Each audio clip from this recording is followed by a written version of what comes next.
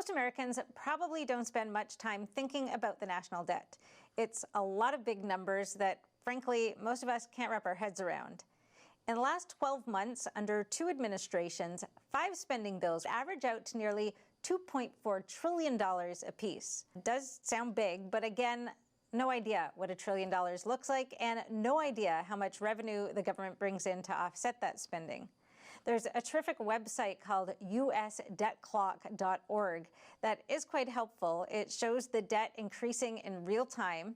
It's over $28 trillion.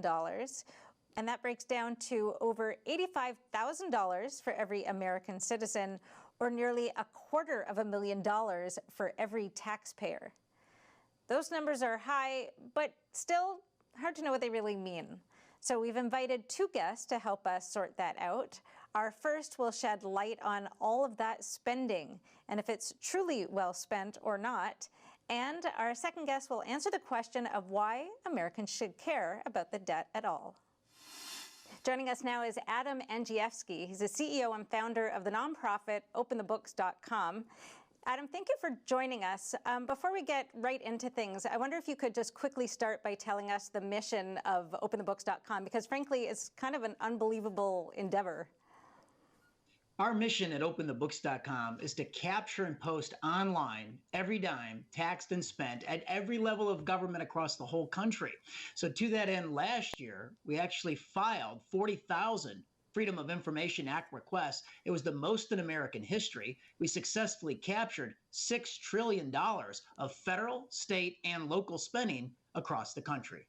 Wow, okay, that's remarkable. So there's been a lot of spending in the last 12, 13 months. Under the Trump administration, we had the $2.2 trillion CARES Act in March 2020. Then in May, $3 trillion HEROES Act. Then December 2020, there was a $2.3 trillion spending bill.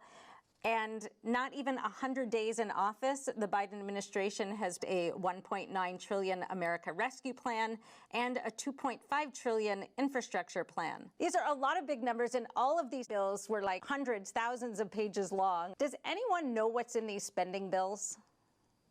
Well, even members of Congress, when they take the vote, they don't know what's actually in these bills. If you recall the CARES Act, that was a year ago, that was a $2 trillion coronavirus aid bill. And different versions of that bill were still being dropped while the United States Senate was debating that bill. If you recall, just a couple of months ago in December, at the end of 2020, there was a 5,600-page bill dropped 2 hours before the vote.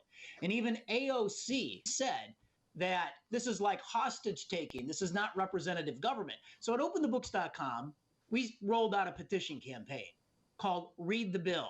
And we've got over 10,000 people organically that have come to our website to sign that petition. It calls for a 72-hour timeout to read the bill. And I'll submit to you that we don't have a representative republic if our representatives don't have time to simply read the bill.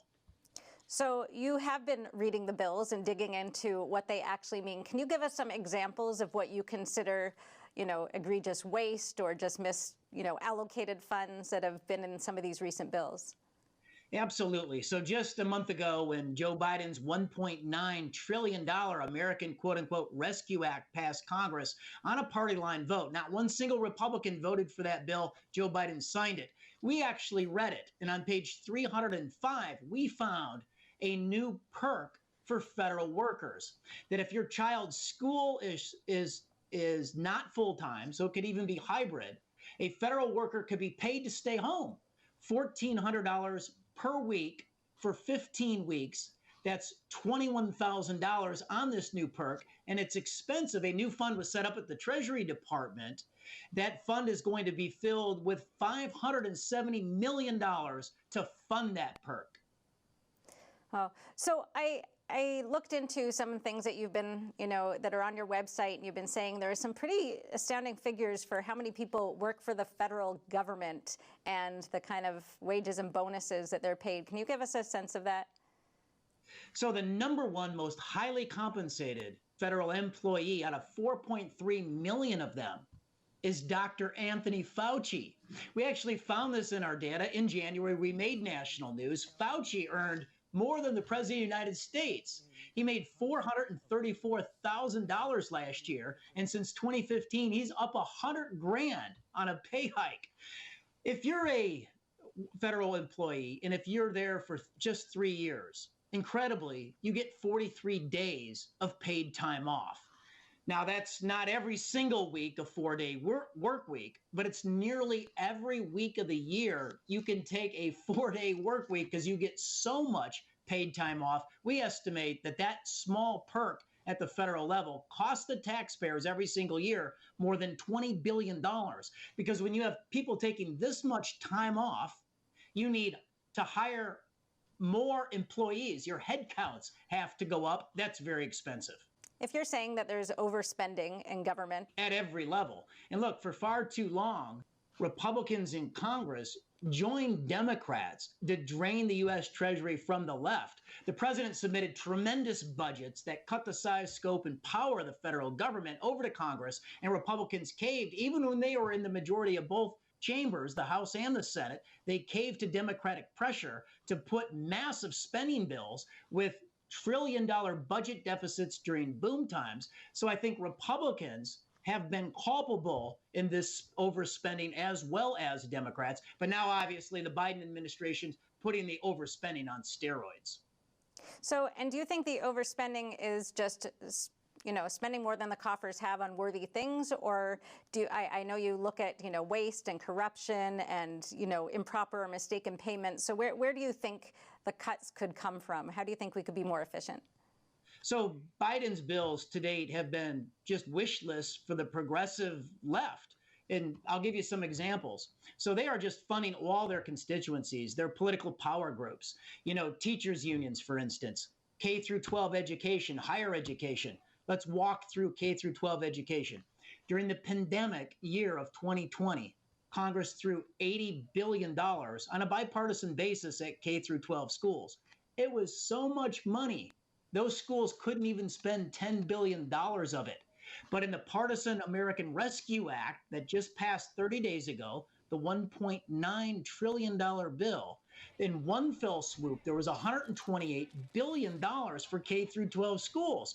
Now Joe Biden has come out with his quote-unquote infrastructure bill. There's another $100 billion for K through 12 schools. They're just flooding the zone.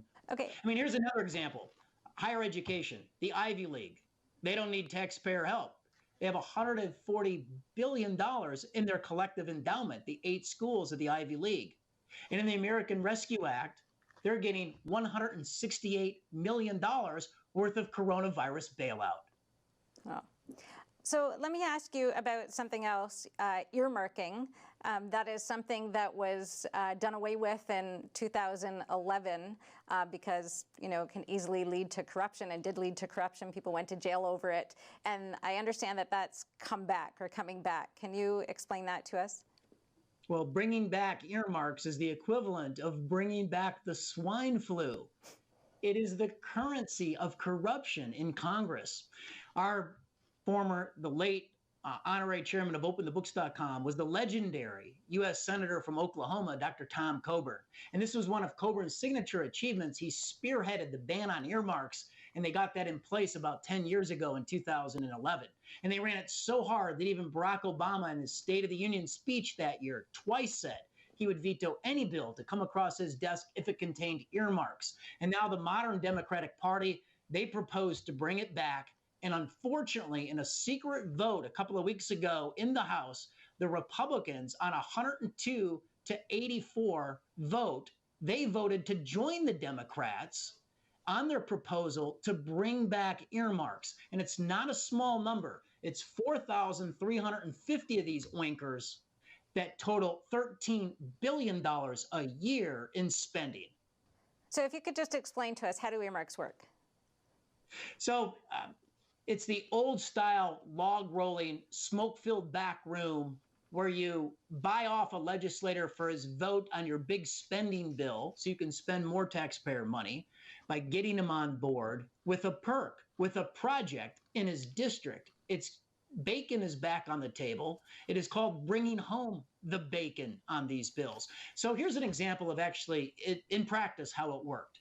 In 2005, Denny Hastert, the Republican Speaker of the House at the time, he had purchased a piece of farm ground 2 years earlier. And in 2005, put an earmark in a spending bill that put a brand new highway through his piece of farm ground. 4 months after that earmark passed, and the earmark was $207 million for that highway, he was able to sell that farm ground and make millions. So what do you think is the best way overall to make the government more accountable and transparent to reduce some of this misspent funds?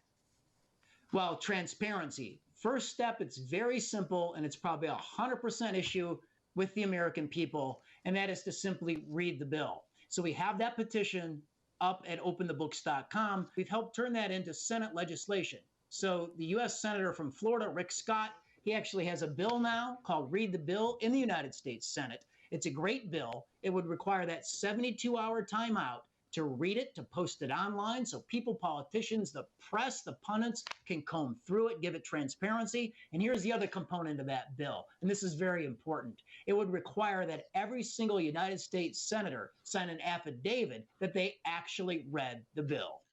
Excellent. All right. Thank you so much for joining us today, Adam. Thank you. Thank you for your interest in our work.